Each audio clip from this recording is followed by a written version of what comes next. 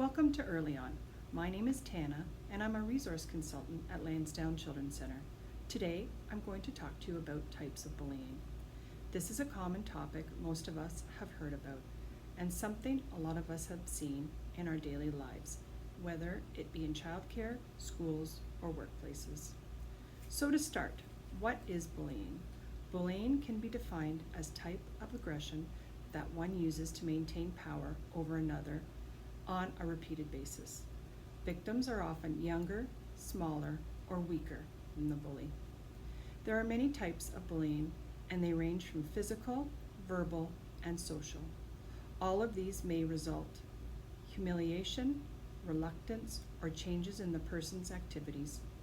Children who bully have no consequences usually, and continue to do so throughout their life, which in some cases can lead to criminal behaviors. So the question many of us ask, why do children bully? Physical bullying is the most obvious form of bullying. This happens when children use physical actions to gain control over their victims. These types of bullies tend to be bigger, stronger, and generally aggressive. Actions like kicking, hitting, slapping, shoving are examples of what physical bullying may look like. Due to the actions being so obvious, this type of bullying is the most identified type in schools. Another type is verbal bullying. This means they will use words, statements, and name calling to control over their target. They will use phrases to belittle and to hurt another person. They generally choose their targets based on how they look or behave. It can be quite common for these types of bullies to target children with special needs. This type of bullying can be difficult to identify, as it usually occurs when adults are not around and usually ends up being one person's word against the other. Adults sometimes think the things others say to children do not impact the victims, which may lead them to say things like, ignore them, but the reality is these things can have long-lasting effects on the children and should never be ignored. Lastly, social bullying, also known as relational bullying, often goes unnoticed, like verbal bullying.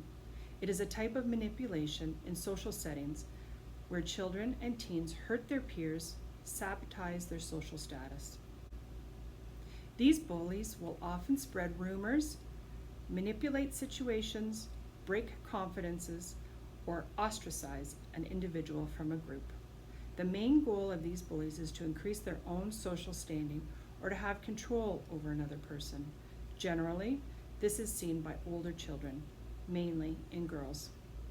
There are other types of bullying that may be seen later in life, with one of the biggest ones being cyberbullying between children. This is done online, generally through social media or texting. Some signs your child might be bullying others may include intense temper tantrums, refusal to comply with requests, desire to be in control, cruelty towards peers or animals, desire to have their own way. Remember, these actions can occur due to other reasons, so they should not be used any other way, only to determine if your child may be bullying others. Parents, educators, and guardians should try to keep communications open between children so they continue to feel safe and protected when they need to talk. By educating children and teaching them valuable life lessons, we can hopefully avoid bullying amongst children. Although bullying seems to be common in childcare, schools and workplaces, etc., it should never be considered a part of growing up and life in general. It is a serious issue and consequences for students, their families, and community around.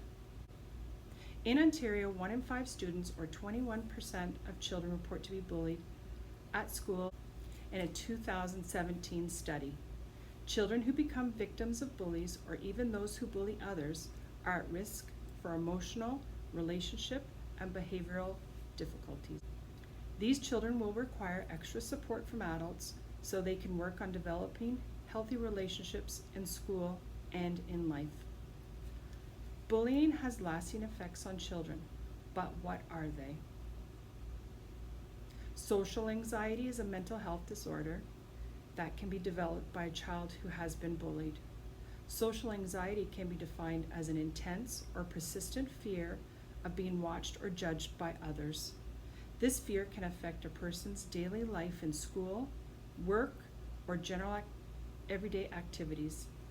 Signs of social anxiety can include stomach aches, blushing, shaking, feeling embarrassed, worried, or helpless. Some children may begin to refuse to go to school or participating in activities they may have enjoyed before, or asking their parent to be present more frequently.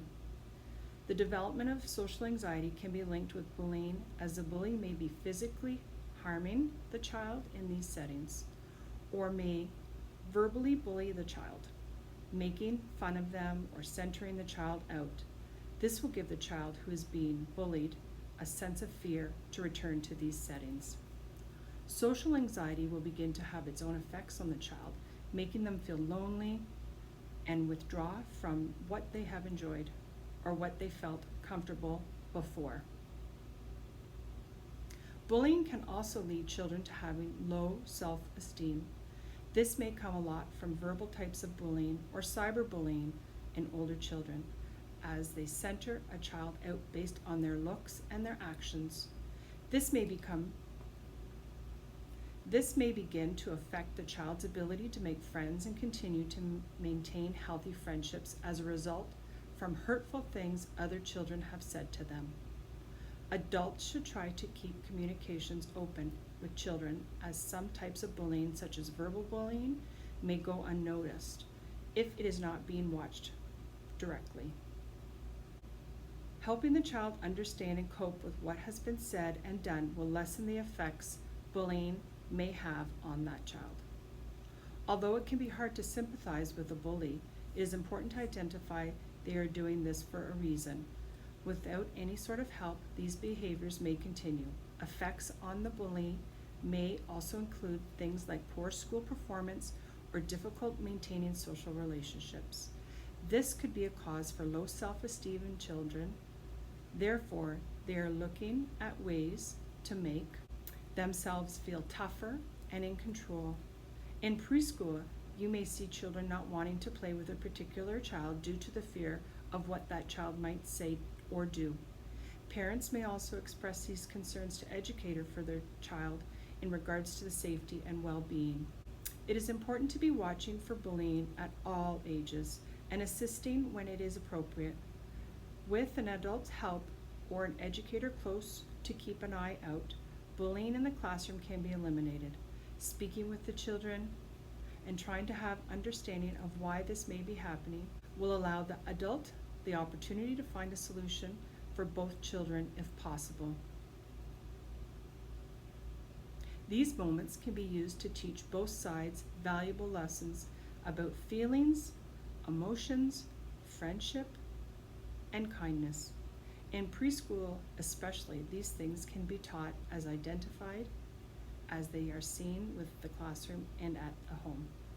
Keeping communications open and building relationships with children will help them feel safe during times that might be difficult for them.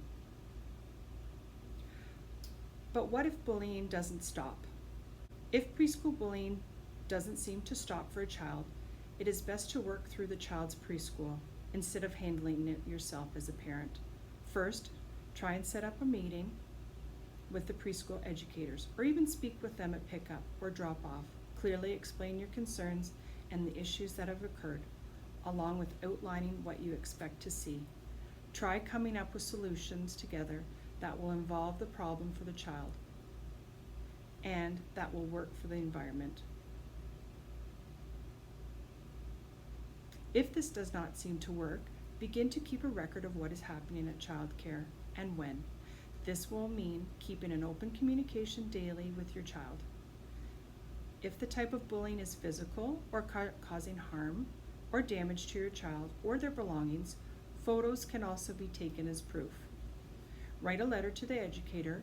Try again to set up a formal meeting to address the issues, and at this time you may want to ask for the solution to be in writing for your records. If the issue seems to continue after this, speaking to a child care supervisor or director may be the next step. They may have more authority to make decisions, or they may need to speak to the other child's parents. If as a parent you are still unsatisfied with the outcome, most child cares have a committee or management higher up that can assist in dealing with these situations. In the worst case scenario, you may consider looking for another child care center for your child. It is important to remember that most child cares and educators do all they can to prevent these situations. They will use moments to teach how to be kind to each other and try to best separate the children who may not mix well in large groups together. While waiting for behaviors to change and handling them in childcare, you can help your child cope with these situations. Teach your child to stand up to bullying. Let them know it is okay to tell the bully to stop. Let the bully know what they are doing is wrong and it hurts. Have your child stay close to the educator or a friend, letting your child know that playing with their friends may deter the bully from centering them out. Ask other children for help. Other children may understand and see what is happening and may be able to help your child. Even in preschool, young children are able to identify right from wrong. In some situations, children will stick up for one another without an adult's assistance. Lastly, letting your child know they can always tell the teacher and should do so right away. Teachers and educators can help the child deal with the problem, as it can be hard to handle alone for a child. Have your child choose a few solutions they may feel comfortable to practice should a situation arise, and put them to use when needed. Practicing at home with an adult may also help your child feel more comfortable with what to say and how to handle the problem. As a parent, it can be difficult to know your child may be going through tough times in the classroom, but having the confidence that the educators will do all they can to support all the children in the classroom and keeping the communication open with the child cares is the best approach to take first.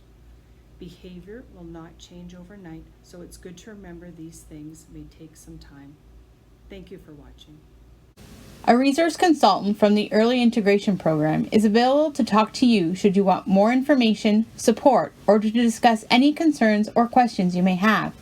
Please contact us by email at eip@lansdowncc.com or by phone at 519-753-3153. Ask reception if you can speak to a resource consultant.